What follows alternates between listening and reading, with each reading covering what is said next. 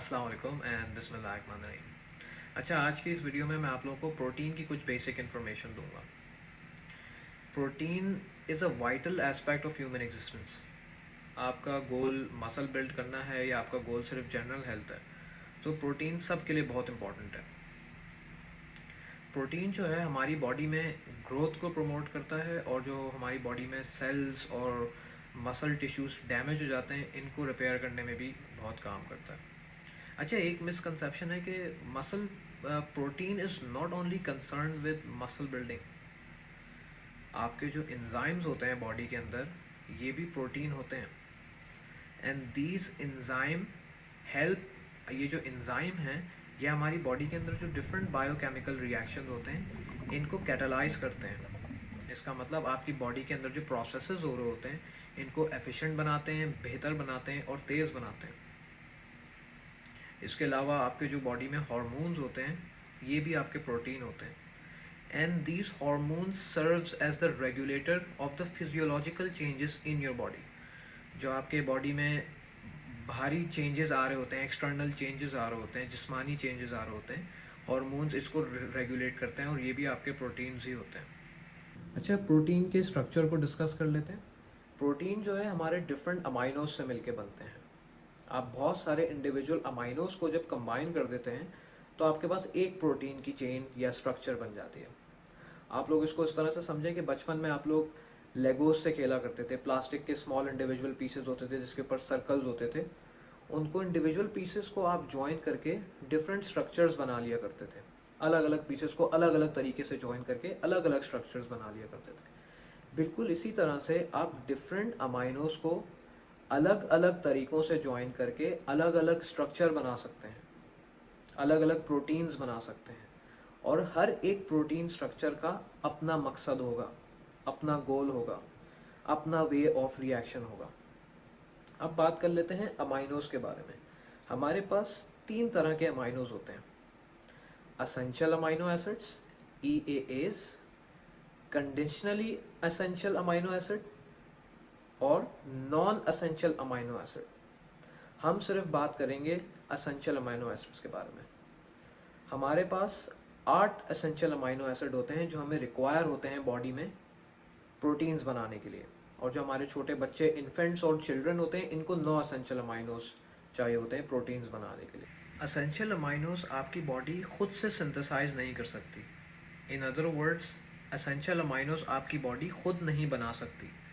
तो आपको ऐसी प्रोटीन कंज्यूम करना होगा अपनी डाइट के अंदर, ऐसा प्रोटीन खाना होगा जिसके अंदर ये 8 के 8 एसेंशियल अमाइनोस पाए जाएं।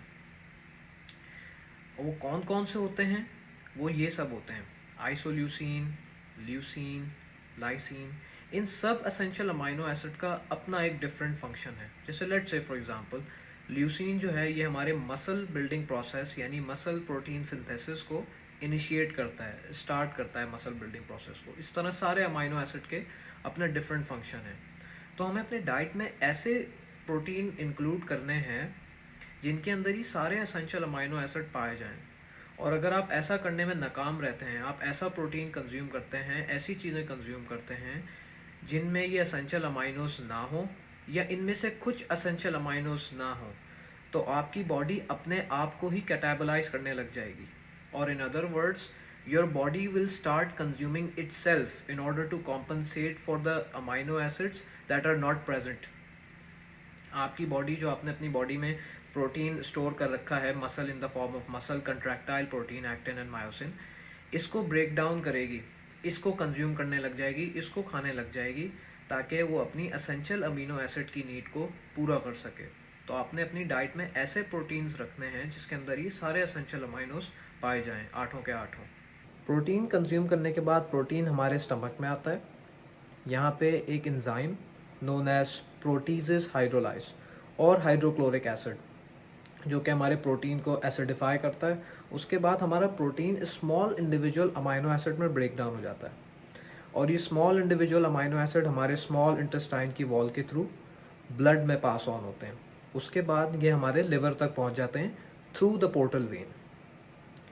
हमारा जो ये लिवर होता है ये एक as a centralise bodily compartment act करता है फॉर दीज अमाइनो एसिड।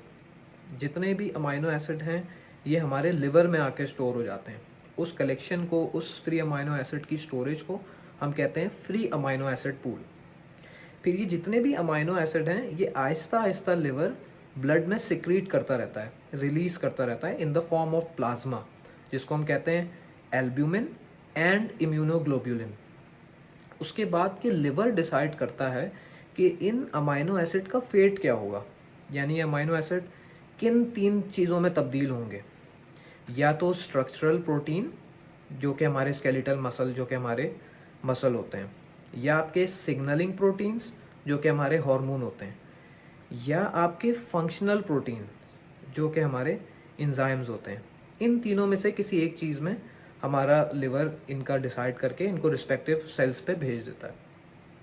अच्छा, हमारे जो सेल्स हैं, जब ये प्रोटीन सेल पे पहुंचता है तो सेल सिर्फ उतना ही प्रोटीन यूज़ करते हैं, उतना ही अमाइनो एसिड यूज़ करते हैं जितना कि रिक्वायर्ड है।